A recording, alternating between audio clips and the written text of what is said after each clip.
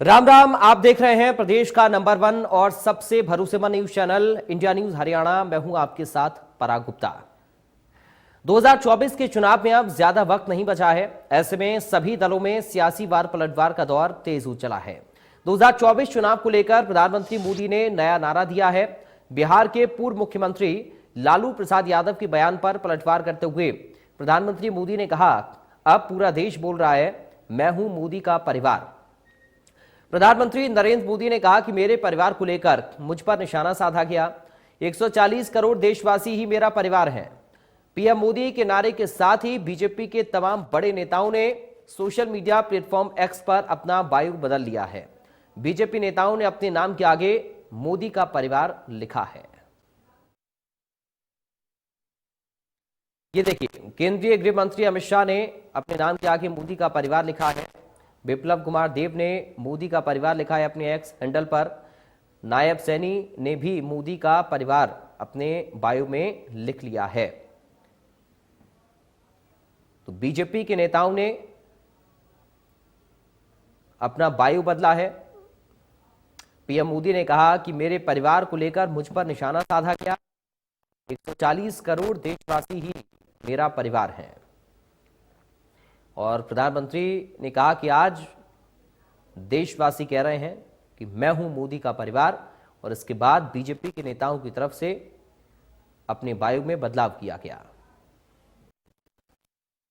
कोटि कोटि लोग मुझे अपना मानते हैं, अपने परिवार के सदस्य की तरह मुझे प्यार करते हैं।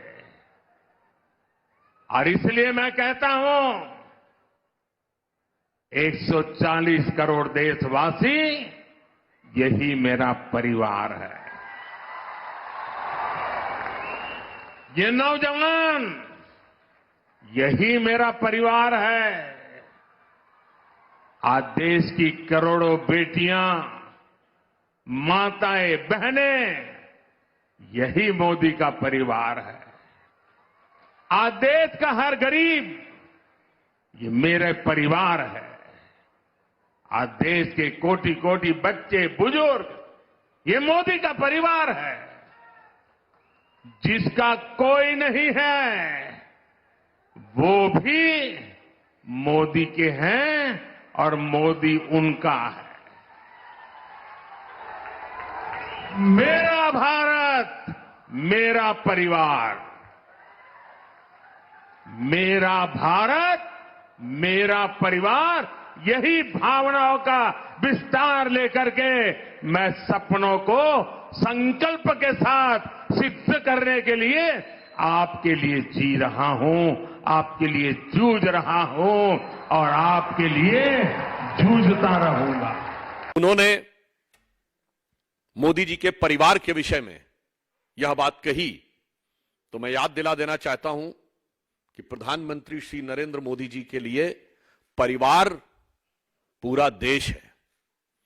और यह बात आज की नहीं है बहनों भाइयों, हम सब लोग अपने परिवार के साथ होली दिवाली मनाते हैं। प्रधानमंत्री बनने के बाद 2014 की पहली दीपावली प्रधानमंत्री जी ने कहां मनाई थी? सीमा पर सैनिकों के साथ। यह उनका परिवार था। और उससे लेके आज तक जितनी दीपावली पड़ी हैं, किसी न किसी सीमा की चौकी पर सुरक्षा बलों के साथ दीपावली मनाई है। यह है उनका परिवार।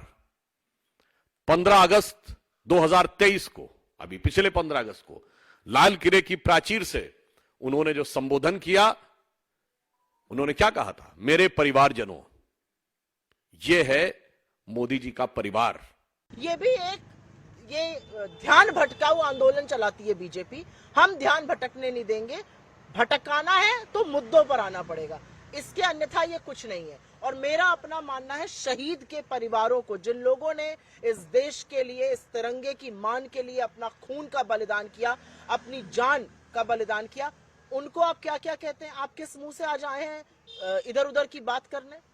जिस परिवार का एक सदस्य आत्महत्या कर लेता है, वो किसान हो या वो नौजवान हो, इस देश में एक दिन में 50 नौजवान आत्महत्या कर रहे हैं, उनके परिवार की चिंता नहीं है इन्हें। ये मुद्दों से भटकाने की साजिश है इस सरकार की। उनको कोई चिंता नहीं है कि हर घंटे एक किसान आत्महत्या करता है इस देश में, हर घंटे 2 नौजवान आत्महत्या करते हैं इस देश में। उनके परिवार के बारे में कोई चिंता है ही नहीं। होती तो शायद अपने बायो बदल के लिख देते किसान का परिवार, नौजवान का परिवार। हमारी चिंता उस किसान की है और उस नौजवान की है, इनकी चिंता मोदी की है। लालू प्रसाद यादव, याद कर 25 अक्टूबर 1990 को जिस दिन तूने लाल कृष्ण आडवाणी जी को, जो राम जन्मभूमि के लिए शांतिपूर्ण आंदोलन कर रहे थे, उनको गिरफ्तार किया था। एक तरफ तू है और एक तरफ नरेंद्र मोदी है, जिसने सारी कठिनाइयों के बावजूद, सारे विरोधों के बावजूद राम मंदिर का निर्माण करवा कर किया। तुलना कर अपनी और मोदी जी की कि असली हिंदू कौन है। तेरे को तो शर्म आनी चाहिए। चलिए हमारे साथ कुछ खास मेहमान जुड़ गए, आपका परिचय करा दें। बीजेपी से प्रवक्ता प्रोफेसर वीरेंद्र चौहान है। वीरेंद्र चौहान जी आपका स्वागत है। कांग्रेस से प्रवक्ता वेद प्रकाश विद्रोही हैं। विद्रोही जी आपका स्वागत है। वरिष्ठ पत्रकार संजय राय हैं। संजय राय जी आपका स्वागत है। वेद प्रकाश जी, शुरुआत में आपके साथ कर रहा हूं। विपक्ष का बयान और मोदी का हथियार, आप लोग कोई ना कोई ऐसा बयान देते हैं जिसको हथियार प्रधानमंत्री बना लेते हैं, और देखिए उसको लेकर एक पूरा अभियान अब शुरू हो गया है। पहला रिएक्शन आपका चाहूंगा इस पर। पराग जी, आपको, हमारे वरिष्ठ पत्रकार संजय राय जी को, जी, भाई वीरेंद्र चौहान जी को और आपके दर्शकों को मेरा नमस्कार। ये मोदी जी के लिए मुद्दा हो सकता है, भाजपा के लिए मुद्दा हो सकता है, मीडिया के लिए मुद्दा हो सकता है, हमारे लिए कोई मुद्दा नहीं। मुद्दा ये था कि कल पटना के ऐतिहासिक मैदान के अंदर 2003 के बाद 20-21 साल बाद सबसे विशाल भीड़, लगभग 10 लाख लोग इकट्ठे हुए, और ये 10 लाख लोगों ने इंडिया अलायंस बिहार महागठबंधन के नेतृत्व में एकत्रित होकर मोदी जी को, भाजपा को, संघ को चेतावनी दी कि जनता आ रही है, दिल्ली सिंहासन खाली करो। जी, बदलाव का संकेत है। इसे तो मीडिया ने दिखाया नहीं, किसी मीडिया ने उस रैली पर चर्चा नहीं की। ठीक है, उनका अधिकार है, हम क्या कह सकते हैं। अब मुद्दों से ध्यान भटकाने के लिए बड़ी बड़ी बातें कही जा रही हैं। मोदी जी लालू परिवार के संदर्भ में, भाजपा के नेता लालू परिवार के संदर्भ में पिछले 20 सालों से क्या क्या कह रहे हैं, क्या क्या आप शब्द प्रयोग कर रहे हैं। यदि आप किसी दूसरे परिवार के प्रति अपशब्दों का प्रयोग करोगे तो आपको भी जवाब मिलेगा। मैंने अपने आदरणीय गृह मंत्री अनिल विज जी का भी बयान सुना, किस अभद्र भाषा में एक देश के वरिष्ठ नेता के प्रति कैसे शब्दों का प्रयोग कर रहे थे। शब्दों में क्या शालीनता थी, आप भी उन शब्दों पर सुनकर गौर कर लें कि उनके शब्दों में कितनी शालीनता थी। मोदी जी कह रहे हैं कि मेरे लिए देश का 140 करोड़ लोग परिवार है। हाँ मोदी जी, आपके लिए 140 करोड़ लोगों का परिवार होता तो आप देश के 140 करोड़ लोगों की परवाह करते, न कि गौतम अडानी की दौलत बढ़ाने की परवाह करते। अगर आप किसानों को अपना परिवार मानते तो दिल्ली में 750 किसान शहीद नहीं होते। आज शंभू बॉर्डर पर गोलियां चल रही हैं, दुश्मनों की तरह, आतंकवादियों की तरह किसानों से व्यवहार हो रहा है। खुद पंजाब हरियाणा हाई कोर्ट ने कहा है कि हरियाणा पुलिस आतंकवादियों की तरह गोली चला रही है। अगर मोदी जी युवाओं को अपना परिवार मानते तो 45 सालों में सबसे ज्यादा बेरोजगारी नहीं होती। अगर मोदी जी बहनों को अपना परिवार मानते तो जिन बहनों के साथ यौन शोषण होता है उन यौन शोषकों पर चुप रहकर या ठीक है। लेकिन विद्रोही जी, अब सवाल ये आप कह रहे हैं कि साहब लालू यादव का भाषण नहीं दिखाया। अगर भाषण नहीं दिखाया होता मीडिया ने तो ये बयान कैसे सामने आ जाता फिर? खत्म तो कर ठीक है, चलिए अब मैं लौटूंगा आपके पास। वेद प्रकाश जी, देख के मैं खत्म ही कर रहा हूँ ना सर, एक लाइन के खत्म कर रहा हूँ। उन यौन शोषकों का अप्रत्यक्ष संरक्षण नहीं करते और मणिपुर को अपना परिवार मानते तो मणिपुर के अंदर जो नरसंहार हुआ है वहां कम से कम जाते जरूर। चलिए ठीक है, वीरेंद्र चौहान जी अपनी बात रखना चाह रहे हैं। वीरेंद्र जी, सुप्रिया सुनेत को मैं सुन रहा था, वो कह रहे हैं कि ये ध्यान भटकाने के लिए अभियान चलाया जा रहा है। वीरेंद्र जी,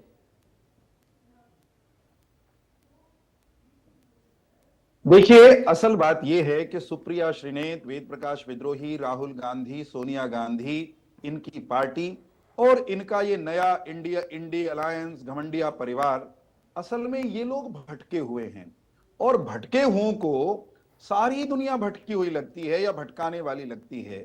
ध्यान भटकाने वाले तो आप लोग थे, गरीब की बात करते रहे, गरीब को उसका शोषण करते रहे, गरीबी हटाने की बात करते रहे, गरीब को उसका दलन दमन शोषण करते रहे। तो जो स्वयं दशकों तक देश का ध्यान भटकाते रहे असल मुद्दों से और गांव गरीब की बात करके गांव गरीब का शोषण करते रहे, मैं उन्हें याद कराना चाहता हूं कि असल में तो आप लोग भटके हुए हैं। आप भटक गए हैं उस भारत की परंपराओं से जिस भारत में आपका जन्म हुआ है। आप भूल गए हैं कि भारत में आपा पीटने वाले को अच्छा नहीं मानते। यहां तो गांव की गली में, मैं उस हरियाणा से आता हूं, हरियाणा में आप गली में जा रहे हो, कोई पिता अपने पुत्र के साथ उसकी उंगली पकड़ के आ रहा हो और उससे कोई पूछ ले कि ये किन का बच्चा है, तो हमारे यहां तो सामने वाले को कहते हैं भाई थारे ही नाम का है। यानी गांव का बच्चा पूरे गांव का बच्चा, गांव की बिटिया पूरे गांव की बिटिया, गांव राम, गांव का गांव पूरा परिवार।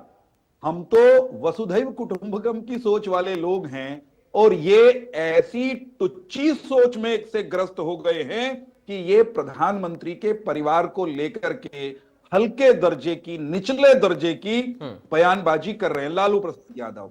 उससे ज्यादा दुख की बात यह है कि सुप्रिया श्रीनेत और उनकी पार्टी और उनके नेता लालू प्रसाद यादव की असभ्यतापूर्ण, अशिष्टतापूर्ण, अज्ञानतापूर्ण भारतीय संस्कृति के विरुद्ध की गई टिप्पणी का बचाव कर रहे हैं। गजब की बात है कि गलत को गलत कहने का इनके भीतर साहस नहीं है। उसकी वजह भी साफ है, क्योंकि कांग्रेसियों की डिक्शनरी में परिवार का मतलब होता है पत्नी, बच्चे, गांधी परिवार, नेहरू परिवार, नेहरू खानदान, गांधी खानदान जिसको कहते हैं, असली नकली कैसे कहें, वो भी सवाल उठाए जा सकते हैं।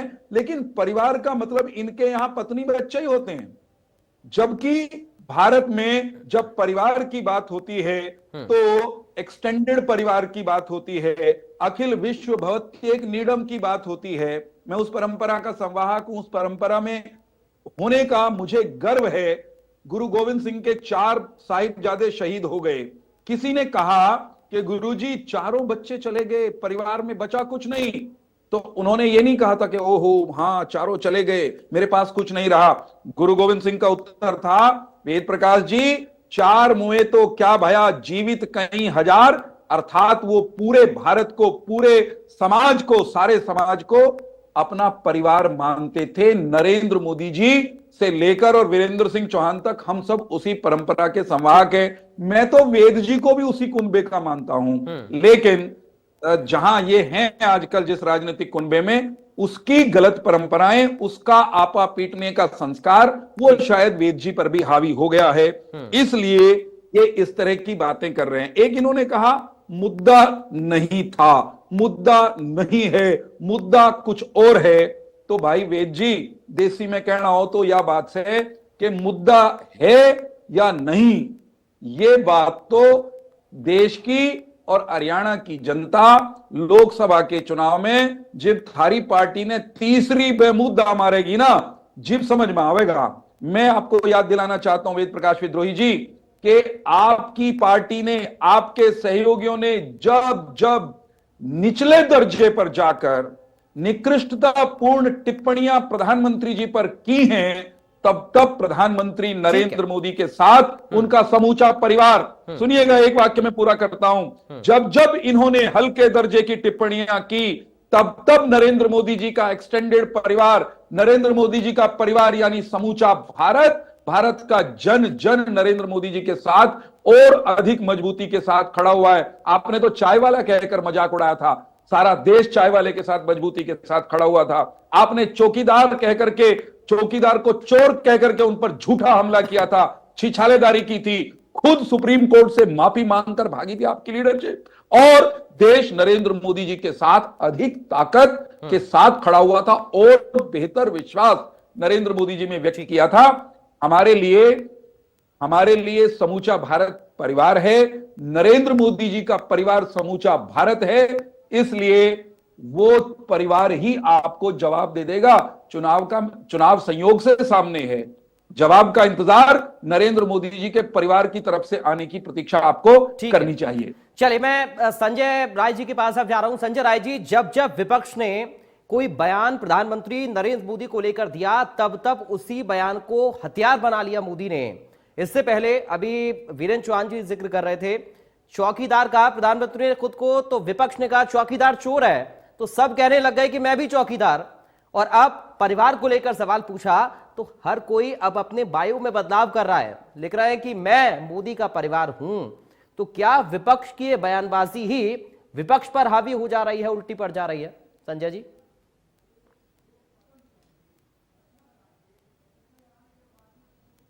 से नहीं कह रहे हैं, उनका एक वर्ष हो गया लगभग कि जिनके बयानों में पहले तो भाइयों बहनों कहते थे, उसको बदल के उन्होंने परिवार कहना शुरू किया।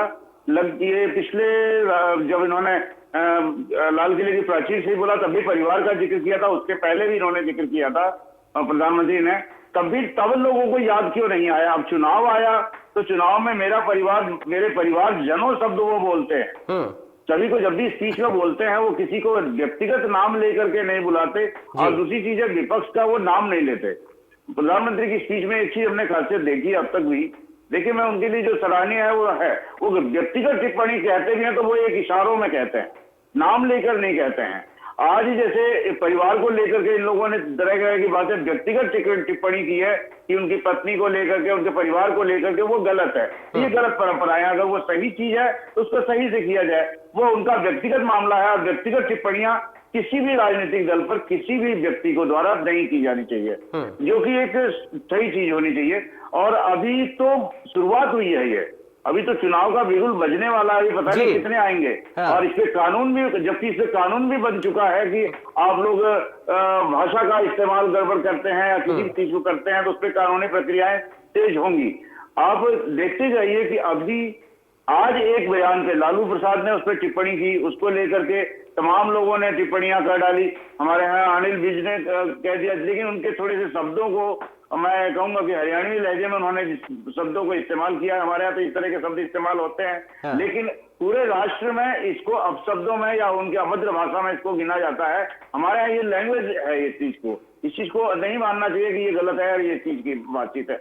आज हम चूंकि हरियाणा जी न्यूज हरियाणा पे बात कर रहे हैं, लेकिन देखने वाले पूरे राष्ट्र के लोग हैं, क्योंकि सबकी निगाहें हमारे हरियाणा पर जी इंडिया न्यूज पर सभी जगह पे आप इसको देखेंगे। तो लेकिन है क्या, सब जगह जा रहा है और यूट्यूब से लेकर के सब चीजें, सभी सोशल मीडिया के माध्यम से ये जा रहा है। तो उनकी टिप्पणी को लोग गलत भी कह सकते हैं, अनिल विज के टिप्पणी को, कि उन्होंने प्रधानमंत्री को भी शब्द जिस तरह से इस्तेमाल किया है और लालू के लिए जो इस्तेमाल किया है, वरिष्ठ है, दोनों लोगों के थोड़ा सम्मानजनक शब्दों का होना चाहिए। लेकिन अभी बात है परिवार के शब्द को लेकर के, वो गलत है और इस शब्द को लेकर एक मुद्दा बनाया जाना ये उचित नहीं है। आप जमीनी मुद्दों को उठाएं और जो चीजें हैं वहां के लोगों को करें, न कि इन सब चीजों को लेकर के एक उछाल करें। जैसे एक बार शब्द आया था, नीच शब्द इन्होंने कह दिया था, जिसके लिए कितना बवाल मचा कांग्रेसियों का। अब पूरी शीशा निगल हुई, लेकिन वो लोग नहीं मानते, कोई भी चीज को कर लेते हैं, उस मामला बिगड़ जाता है। और अब जैसे मैं चौकीदार शब्द था, सब लोगों ने चौकीदार लिख दिया, तो ये चीज एक ट्रेंड बन जाता है और वो ट्रेंड जो है वो दिल में घुस जाता है। अब ये नाहक पर ये इन्होंने छेड़ कर दिया, अब वो सबके दिल में हो गया। और ये सही बताए तो अब ये चुनाव में समझिए कि बिल्कुल बच चुका है कि अब मेरा परिवार सब लोग हो गया और जीत सुनिश्चित हो जाएगी, इसी को लेकर के जीत सुनिश्चित कर देंगे लोग। तो बीजेपी के अंदर इस चीज के ऊपर रिसर्च चलता है और भारतीय जनता पार्टी इन सब चीजों कहते हैं कि किस चीज पे कौन कहां कितना। विपक्ष भी कहां मानता सर बयानबाजी करने से? बताइए विद्रोही साहब, आप मानेंगे क्या? बयानबाजी तो होगी और बढ़ेगी अब बयानबाजी। विद्रोही जी, मैंने आपसे कहा कि दोनों तरफ से बातें कही जा रही हैं। मीडिया जबरदस्ती हमारे, अरे जबरदस्ती क्या होता है सर? जो बयान आएगा उसको तो दिखाएंगे ना। फिर आप कहते हैं साहब दिखाते नहीं है। मैं क्या चाहता हूँ, जबरदस्ती क्या होता है? जबरदस्ती तो कोई किसी के साथ नहीं कर सकता है। विद्रोही साहब कैसी बात कर रहे हैं आप? मैं एक लाइन, अरे बयान नहीं दिखाएंगे तो कहेंगे साहब देखिए दिखा नहीं रहे हैं, कवर नहीं कर रहे हैं। अब बयान दिखा रहे हैं तो बयान क्यों दिखा रहे हैं? अरे जबरदस्ती क्या होता है सर? क्या कह रहा हूँ, सुन तो लीजिए। हाँ मेरी बात मीडिया बोलिए। मीडिया में बैठते हो, मीडिया को कोसते हो, बोलिए। ये क्या अच्छा तरीका बोलिए है? सर, एक बार विद्रोही जी कर लें, फिर वीरेंद्र जी आपके पास आ रहा हूं मैं। इन्हीं को गाली देने लगते हो। चलिए कंप्लीट करिए, वेद जी कंप्लीट करिए। मैं कह रहा हूं कि हम जो कहते हैं मीडिया उसे मुद्दा बना देता है, और हमारे विरुद्ध जो अरे कहा मुद्दा तो जाता आप है, खुद बनवा रहे हैं ना सर, अरे मुद्दा तो आप खुद फिर बनवा रहे बीच में हैं। बोल रहे हैं। अगली लाइन तो सुन लीजिए मैं क्या कह रहा हूँ। हाँ। लाइन सुनने को तैयार नहीं आप, यही आपका व्यवहार बताता है। बोलिए बोलिए। जो हमारे विरुद्ध कहा जाता है उसकी चर्चा तक भी नहीं होती। हम आ भी भरते हैं तो बदनाम हो जाते हैं, वो कत्ल भी करते हैं तो चर्चा नहीं होती। अरे सर यही तो दिक्कत है ना कि आप एक तरफा देखने की कोशिश करते हैं। हमारा पैमाना बराबर है सर, हमारा पैमाना बराबर है, आप एक तरफा देखने की कोशिश करते हैं, ऐसा नहीं चलता है। प्लीज एक फाइनल रिएक्शन अब मैं वीरेंद्र जी से चाहूंगा, उसके बाद फिर चूंकि समय खत्म हो रहा है अब।